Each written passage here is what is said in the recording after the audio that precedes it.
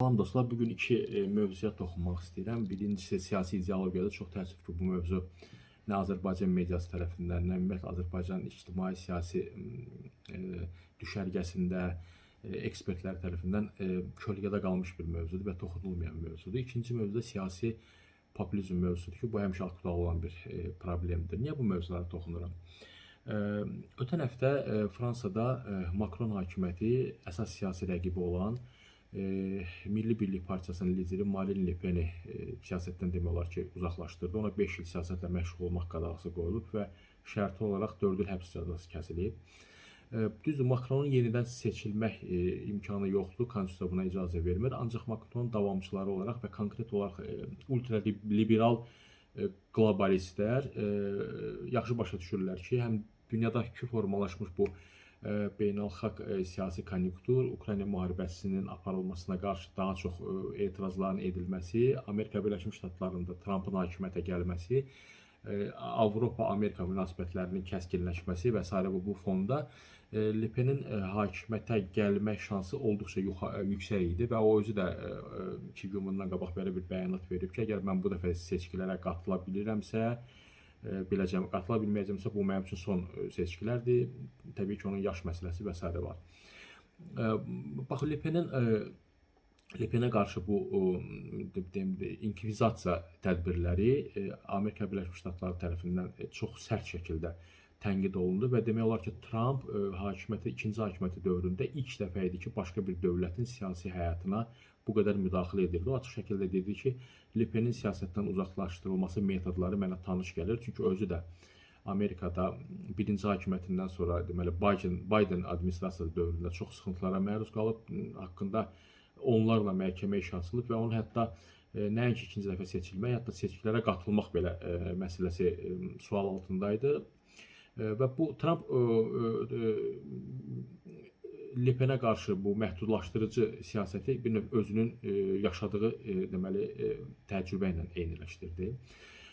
Xatırlayırsınızsa, bundan bir müddət öncə də Rumuniyada eyni proses baş vermişdi. Seçkilərdə qalib gələn deməli Georgescu, hansı ki mühafizəkar sağ düşərgəni təmsil edir, onun qələbəsi Konstitusiya Məhkəməsi tərəfindən ləğv edilmişdi.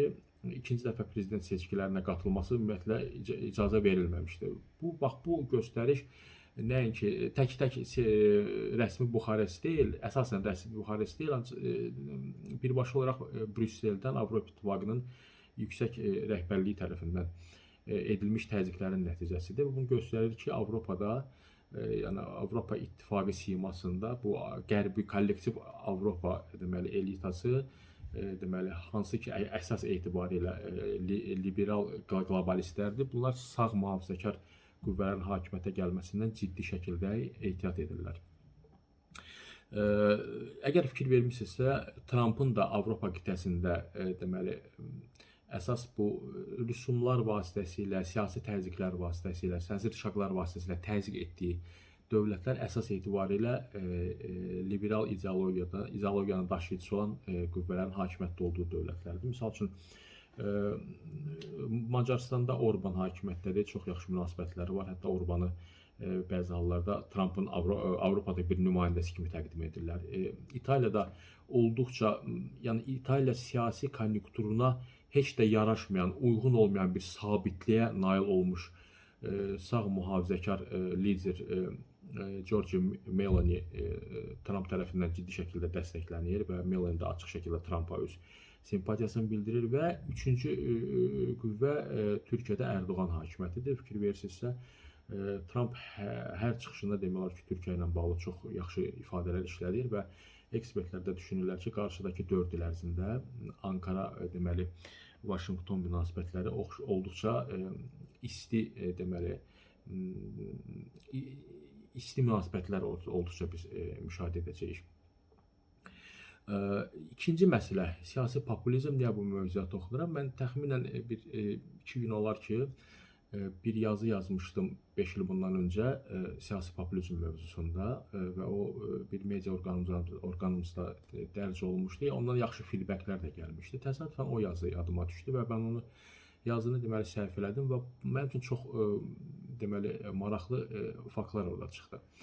Misal üçün, bax, bugün Almaniyada deməli, əsas müxalif qüvvəyə çevrilən deməli, Almaniya üçün Alternativ Partiyası deməli, dünənki sorğuların nəticələrinə görə o Almaniya alternativçiləri və hakimiyyətdə olan, artıq neçə 10 illərdir hakimiyyətdə olan xristian demokratlar və onların koalisiyası arasında deməli, elektoral simpatiyanın deməli, göstəriciləri eyniləşib. Yəni alternativçilərə də bugün Avropada, Almaniyada təxminən 24-25% civarında dəstək var, hakim xristian demokratlara da.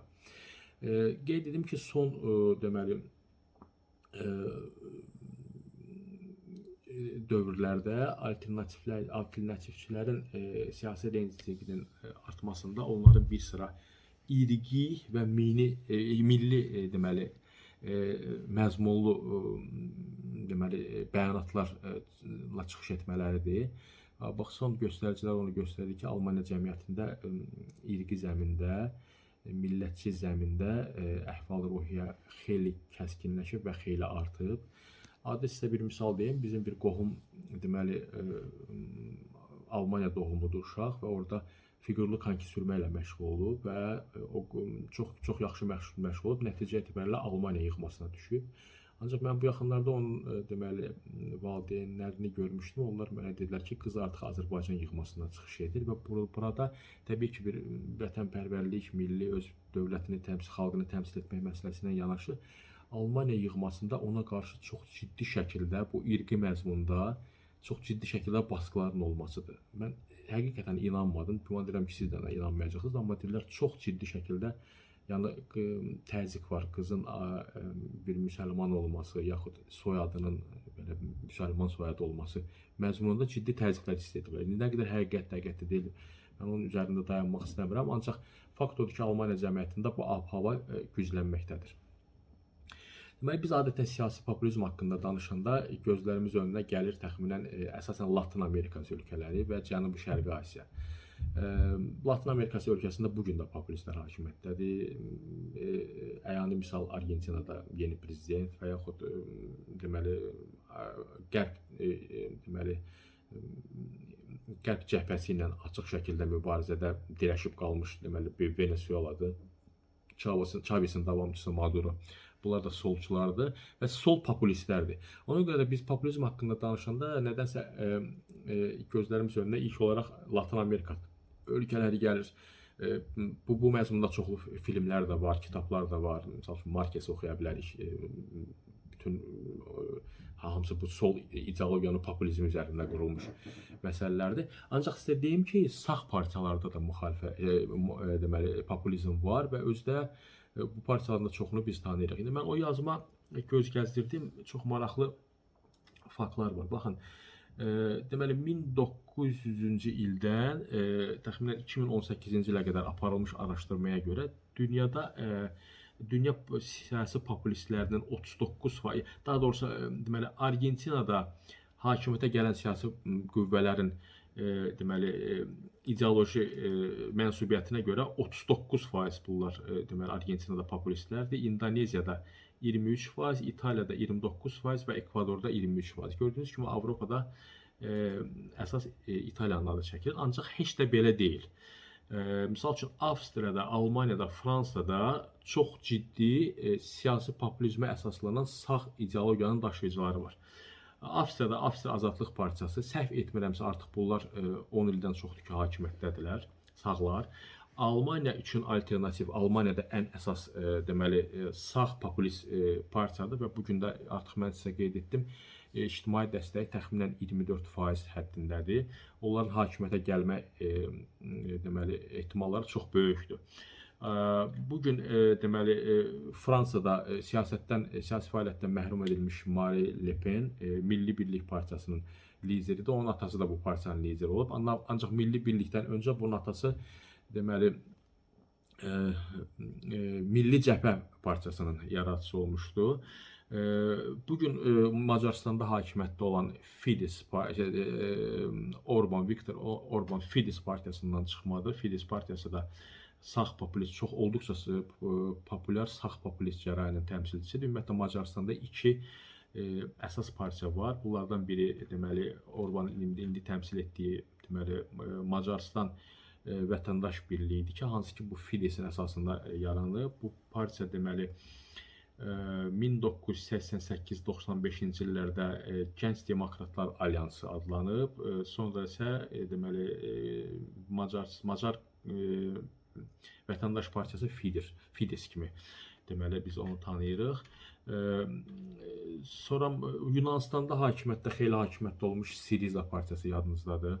Kifayət qədər Yunanistan üçün uğurlu partiya oldu və Yunanistan, İtaliya, hətta Erdoğan hakimiyyətindən öncə Türkiyənin siyasi deməli landşaftı üçün çox ənənəvi olan belə koalisyon hakimiyyətlər, tez dağılan koalisyon hakimiyyətlər bunlara xasdır. Macaristanda, Yunanistanda Siriza hakimiyyəti kifayət qədər sabit, illərlə sabit bir mövqe tutdu ki, indi onu İtaliyada biz Meloni'dən gördük. Meloni ilə bağlı yeri gəlmişkən deyim ki, bundan əvvəl belə bir məlumat çıxdı ki, İtaliyada Meloni hakimiyyətinin ya Meloni'nin qurduğu çox uğurlu koalisiyanın parçalanma ehtimalı var. Bu da ondan əlaqəlidir ki, koalisiyanı təşkil edən Liga və İrəli İtaliya partiyaları arasında mübahisə var Ukrayna ilə bağlı. Biri hesab edir ki, Ukraynaya biz hərbi kontingent göndərməliyik və daha sıx deməli Ukraynanı dəstəkləməliyik. Digəri isə buna etiraz edir və bu ciddi ideoloji bir problem yaradıb. Ona görə də Meloni'nin koalisyon hakimiyyətinin dağılması ehtimalı da istisna edilmir. İndi mən nədən bu iki mövzuya toxunmuşam? Əgər fikir versinizsə, dünyadakı siyasi proseslər bir növ arbitrindən çıxıb, heç bir məntiq yoxdur. Beynəlxalq hüquq ümumiyyətlə deməli unudulubdur. Kim güclüdür, o haqlıdır. Bu həmişə belə olub, amma indi lap qabarıq şəkildə, lap belə əndazədən çıxmış formada, yəni kim güclüdür, kim imkanlıdırsa onun sözü keçir. Məsəl üçün bax, Amerikanın Avropaya bugün rüsum təzyiqləri var. Avropa qarşılıqlı rüsum təzyiqləri vasitəsilə müdafiə olunmaq istəyir. Deməli, Ukraynanın zorla torpaqlarını əlindən alırlar, təbii sərvətlərini əlindən alırlar. Rusiyanın Ukraynanın demək olar ki, bir 1/4-ni ilhaq edib, onu rəsmiləşdirmək istəyirlər ki, bu problem də qutarsın, baş ağrısından canlarını qutarsınlar. Amerika Qrilyanzadan yapışıb buraxmaq istəmir. Hərçənd ki, bax, burada çox adam Trump'ın Respublikaçılar Partiyasına mənsubluğundan danışır, amma Trump çox klassik bir populistdir. Onun atdığı addımlar da çox populistdir. Hətta fikir versiniz, o 2 gün bundan öncə yeni rüsumlar tətbiq etdi. O rüsumlardan əks olunduğu lövhəni də çıxarıb belə göstərir. O da bir populizm əlamətidir. O hər hansı bir sənədi imzalayarkən onu qaldırıb göstərir, onunla kütlələrə bir təzyiq edir və bu klassik populizmdir. Bu o hakimiyyətə gəlməmişdən öncə deyirdi ki, Ukrayna problemini bir günə həll edəcəm, amma onun Ukrayna üzrə şəxsi nümayəndəsi Kit Kellogg belə bir açıqlama verir ki, bəli, Trump deyib ki, bir günə həll edəcəm, amma deməyib hansı gün həll edəcəm. Yəni bundan qabarıq populizm nə ola bilər? Qrinlandiyanı hətta lazım olsa hərbi yolla Amerikaya birləşdirəcəyini deyirdi Trump, amma sırağa gün səhv eləmirəmsə J.D. Vance belə bir açıqlama verdi ki, Qrinlandiyanın Amerikaya birləşməsi üçün gərək Qrinlandiyalılar özləri bir müstəqil olsunlar, Danimarkadan ayrılsınlar, ondan sonra bizə birləşsinlər. Yəni Qrinlandiyanın da əhalisinin heç birisinin elə bir niyyəti yoxdur. Bax, bu fonda deməli iki dünya prosesində, dünyada siyasi proseslərdə iki istiqamət, iki cərəyan gözə dəyir. Biri siyasi populizmdir, özdə sol partiyalardan yox, sağ partiyalar tərəfindən. İkincisi də siyasi ideologiyanın tapdaq altına alınması və nəzərə alınmamasıdır.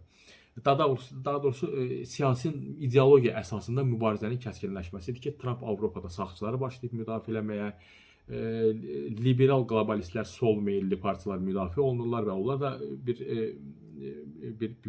birlikdə birləşib bir müqavimət göstərmək istəyirlər.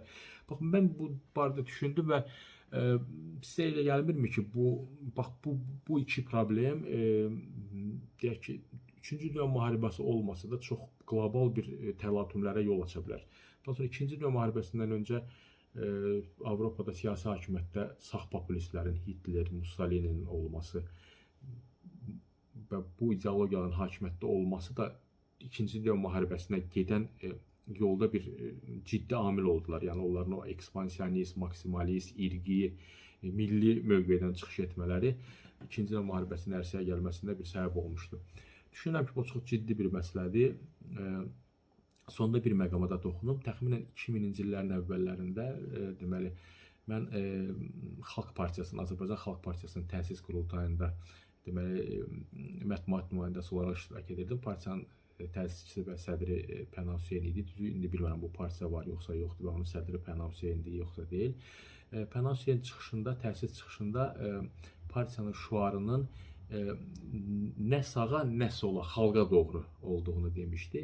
Sonra qonaq qismində çıxış edən Sosial Demokratlar Partiyasının sədr müavini deyəsən Mübariz Əhmədoğlu dedi ki, siz şüarınızı dəyişin, nə sola, nə sağa, xalqa doğru deyil, həm sola, həm sağa, xalqa doğru edin.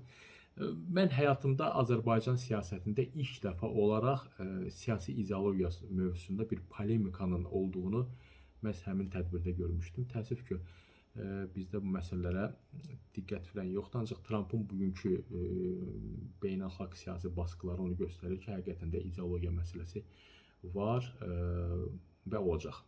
Çox sağ olun, yeni görüşlərədək. Bir də məsələni də xatırladım. Bugün mən deməli çox güman ki, bizim kanalın ilk müsahibəsi olacaq. Gürcüstanda mənim bir dostum var, turizm ekspert Eka Gegeşidze ilə bir müsahibə edəcəyik və biraz siyasətdən kənarlaşaraq turizm mövzusunda danışmağa çalışacağıq. Yəqin ki, qarşıdakı günlərdə bu müsahibənin video görüntüsünü də sizlərlə paylaşacağım. Təşəkkür edirəm.